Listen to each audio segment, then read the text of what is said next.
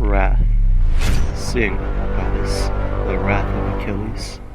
Wrath, black and murderous, which caused the Achaeans suffering unimaginable, which cast many souls of heroes down to Hades' dark depths, and left their remains as spoils for the dogs.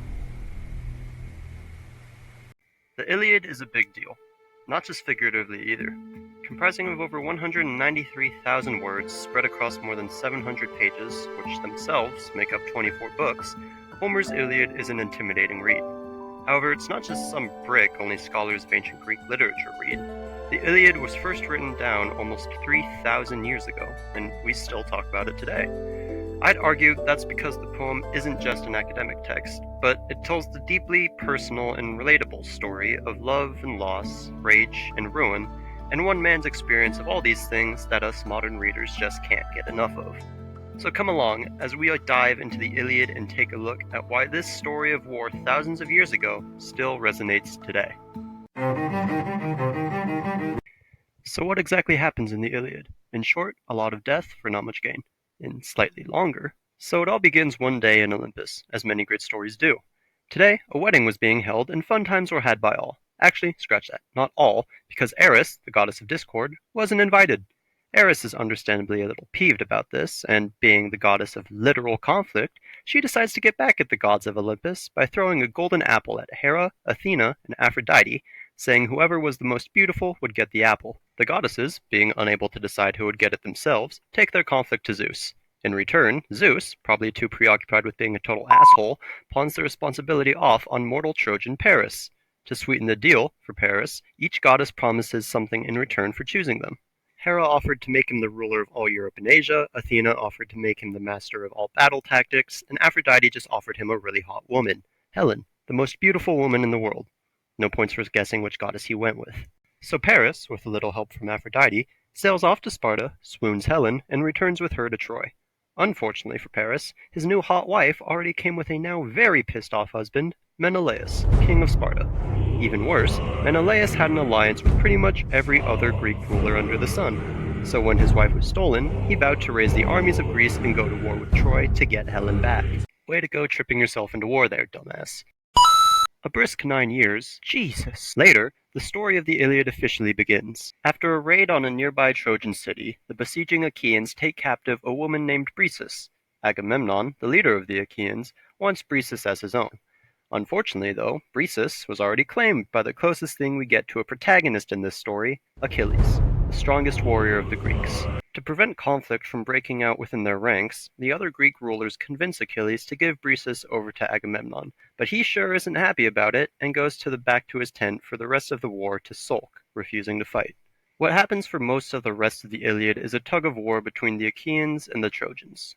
The Achaeans would be scary good in combat and push the Trojans to the brink. The Trojans would get assistance from one god or another, and in turn push the Achaeans back, and the assisting god would then be convinced to lay off or would otherwise be distracted, and the Achaeans would once again gain the upper hand.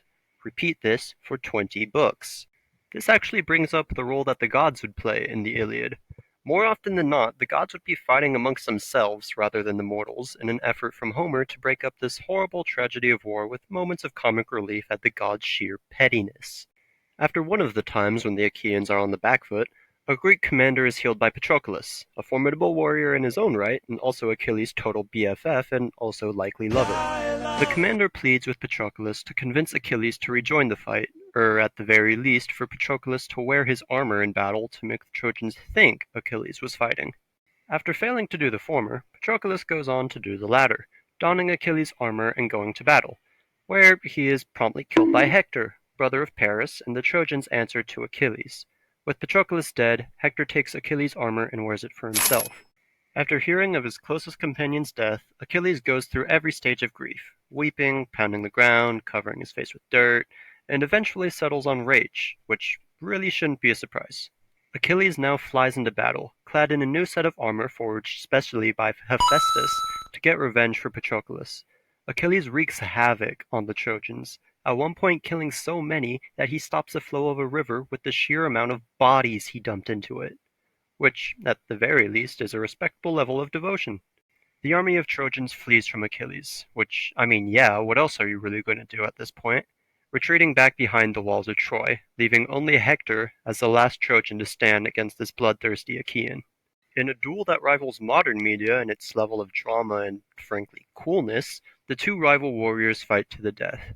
This duel ends when Hector charges Achilles, still, however, wearing the latter's armor. Achilles, knowing the weaknesses of his own set of armor, lands a fatal blow through Hector's throat, killing him.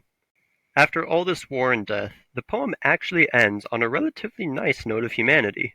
Priam, the father of Hector and king of Troy, goes into Achilles' camp to plead for the return of his son's body.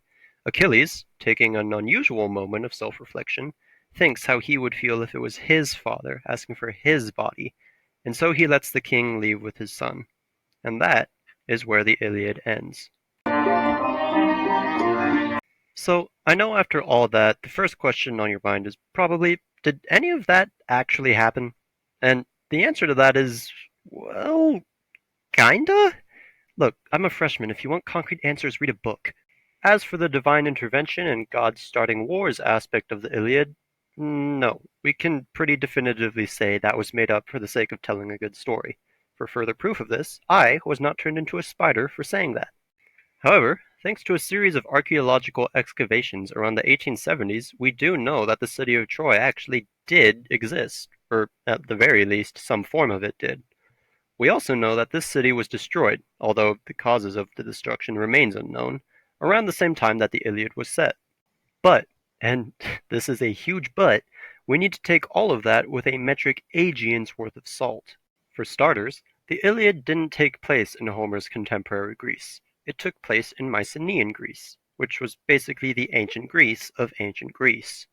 Mycenaean Greece lasted from around 1700 to about 1100 BCE, which means that Mycenaean Greece ended about 4 centuries before Homer was ever a glimmer in his parents' eyes, and the time frame of the Iliad added an extra century on top of that. Now, that type of historical distance makes gathering evidence for anything difficult, but what makes it worse in this case is a little something called the Greek Dark Age. The Greek Dark Age lasted from the end of Mycenaean Greece until the start of what we would consider ancient Greece, around 800 BCE. And it was, to put it mildly, not a nice time to live in Greece.